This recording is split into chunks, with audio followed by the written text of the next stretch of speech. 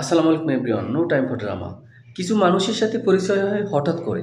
তারপর তার বন্ধুত্বপূর্ণ আচরণ, তার সততা, তার ভালো ব্যবহারে তার সাথে ফ্যামিলির সদস্যর মতো সম্পর্ক গড়ে ওঠে। ঠিক তেমনই একজন ছিল আমার বাংলাদেশি এক ভাই আব্বাস, আমার অফিস সহপাঠী, ইভেন আমার রুমমেট, ইভেন পরবর্তীতে আমার আপন ভাইয়ের মতো ওর সাথে ভালো একটা সম্পর্ক ছিল। ঠিক গতকাল এখানে আমি আর আব্বাস দুজনে মিলে কথা বলেছি বিভিন্ন বিষয় নিয়ে। আজ আমি এখানে রয়েছি কিন্তু আব্বাস নেই।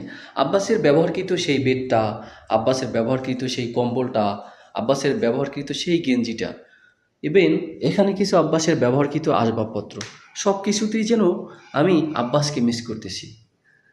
মানুষ হচ্ছে পাখির মতো, কখনো এখানে কখনো সেখানে। তবে আমি আব্বাস তোমাকে সকল সময় মিস করব। যেখানেই থাকো ভাই, তুমি ভালো থাকো সেই কামনাই করি। আল্লাহ হাফেজ।